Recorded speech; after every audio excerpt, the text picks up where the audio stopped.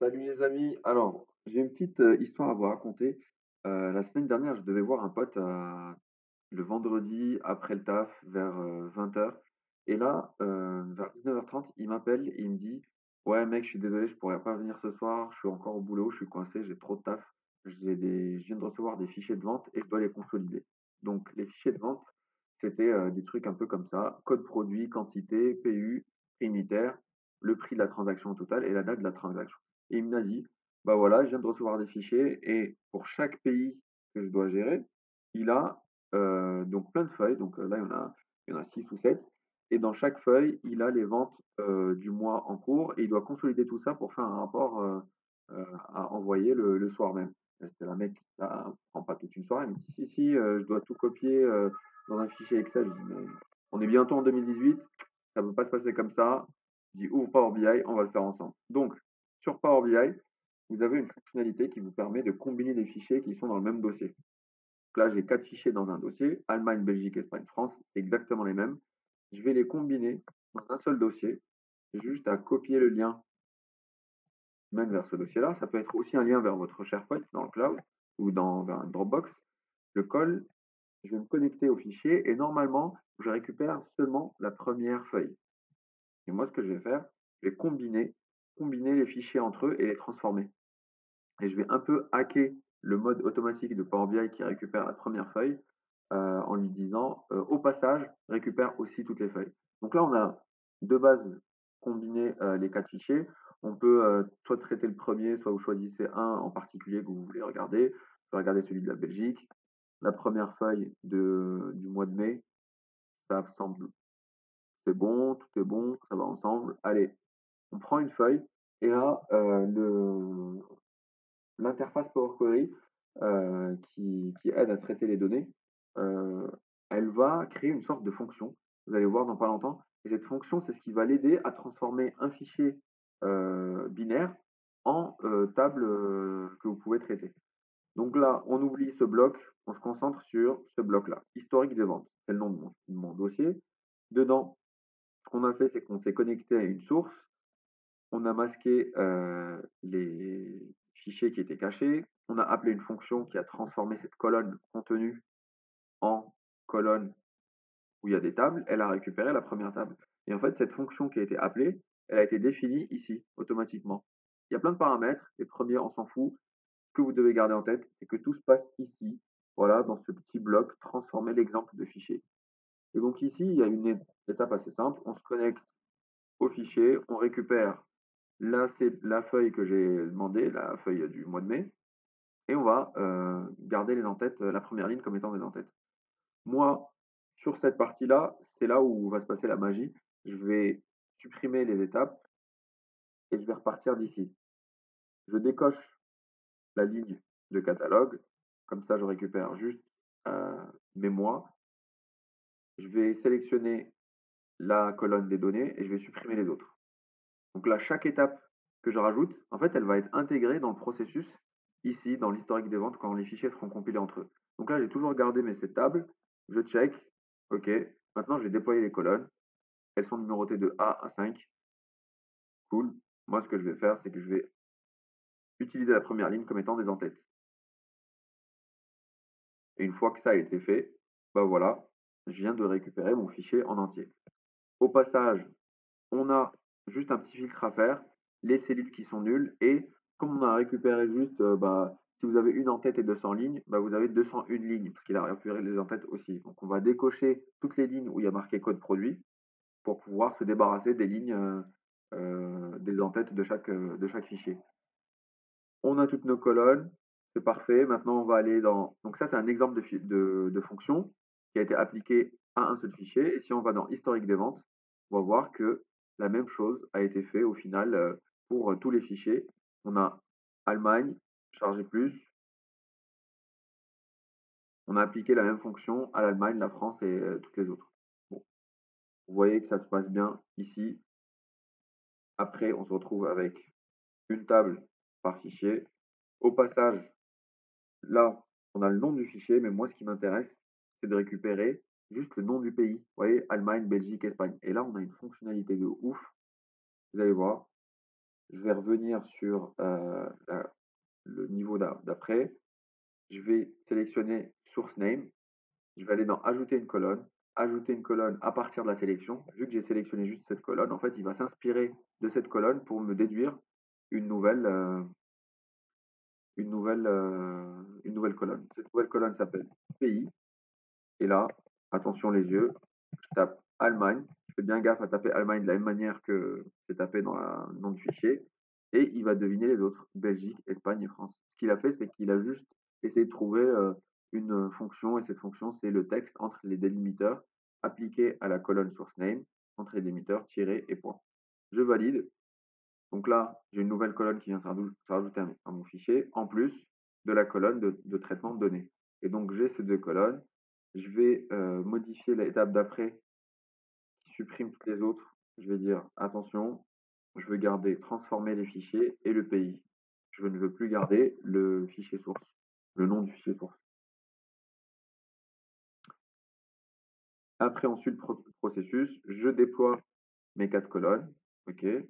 Et à la fin, en fait, on a type modifié, sauf que comme s'est débarrassé de la colonne source name, on va le refaire.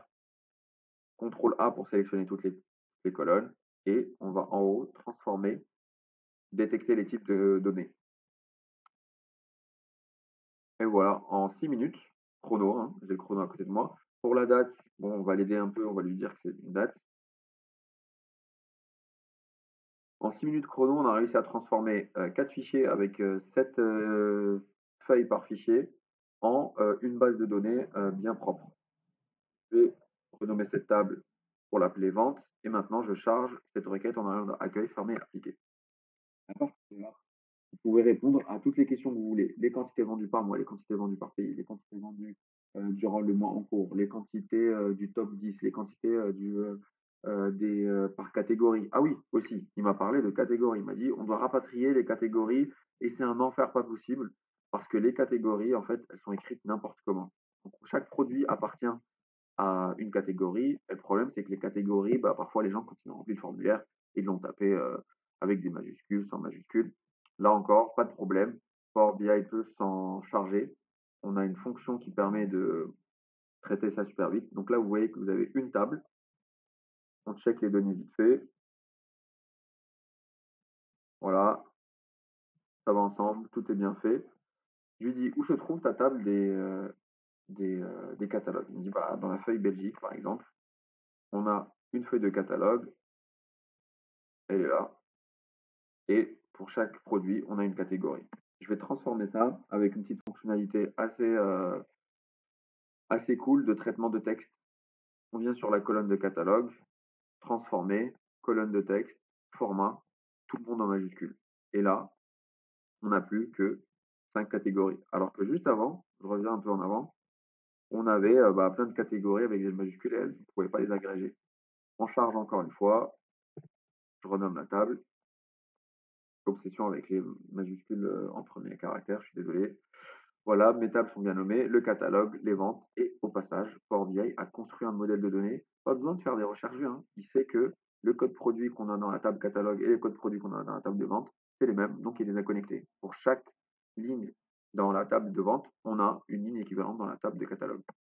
Et à partir de là, c'est vraiment la vie facile pour les gens qui maîtrisent Power BI. J'ai fait j'en ai l'expérience avec plein de personnes qui s'occupent des ventes. On peut répondre à plusieurs questions du style, on veut le détail des ventes par pays. Et là, ça vous donne une colonne comme celle-là, simple et efficace. Un tableau comme celui-là, on descend au niveau d'après, on a les trimestres, niveau d'après, on a les mois. Si vous voulez aussi par catalogue, on va rajouter un visuel. On veut légende catalogue et par exemple, le chiffre d'affaires, ce qui a été vendu. On la met dans un petit coin. On veut des indicateurs, des cartes, un peu comme ça. Donc cette carte, si on vous demande quel est le total des ventes qui ont été générées pendant le mois en cours. On dépose les ventes ici.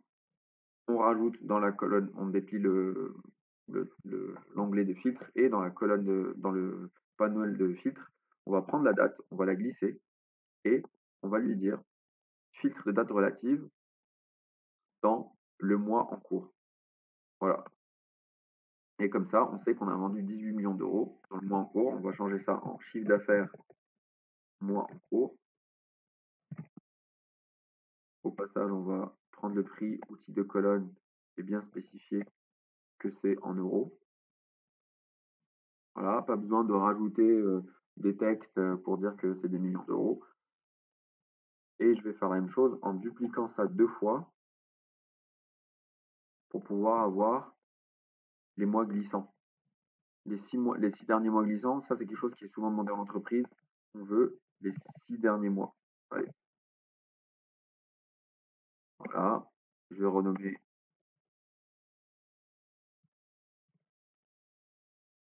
6 mois glissants. Je fais disparaître le panneau de filtre. J'ai 2 grosses valeurs comme ça. Et pour finir, qu'est-ce qu'on devrait avoir? Un petit filtre, allez, un petit filtre ici pour les pays, même si on les a en bas. Et on laisse un peu d'espace, on le copie. Un autre filtre pour les catégories. Je le prends, je le glisse par-dessus. Et voilà, donc une fois que j'ai fait ça pour mon pote, bah, il était capable de venir me joindre à notre rendez-vous du vendredi. Autre chose, si on a des fichiers en plus, ça ne veut pas dire, donc là on en avait 4, mais maintenant moi je décide d'en rajouter 5 autres. Allez, dans ce document, dans ce dossier, on a 9 fichiers maintenant. Je vais actualiser. Pas besoin de travailler 10 heures de plus si on a 10 fichiers de plus. Il suffit juste de les glisser. Comme on a automatisé le traitement et le, le dashboard, pas besoin aussi de passer trop de temps pour faire de la restitution de données sur, je sais pas, PowerPoint ou n'importe quel autre outil. Il suffit de mettre en place des filtres. Là, on a 4 pays et vous allez voir que bientôt, on va avoir 9 pays au total dans notre dashboard et bah, autant de combinaisons possibles que de pays qu'on a dans notre base d'origine. Et voilà, on a l'Irlande, l'Italie, le Maroc et la Pologne qui viennent d'apparaître. Si on veut faire une analyse pour un pays en particulier sur un type de produit, on peut le faire. Voilà, on total des ventes. Au passage, qu'est-ce qu'on peut mettre en juste les étiquettes de données pour avoir des valeurs numériques. Et voilà comment Power BI vous permet de travailler beaucoup plus efficacement. Sur des personnes qui font de la consolidation de données, on est sur un ratio de une journée de travail résumée en 30 minutes. Voilà. Sans faire mon Marseillais, vraiment, c'est un gain de temps énorme pour ces personnes qui passent trop de temps à traiter les données. Voilà, c'était tout pour la session d'aujourd'hui. J'essaie d'être le plus rapide possible.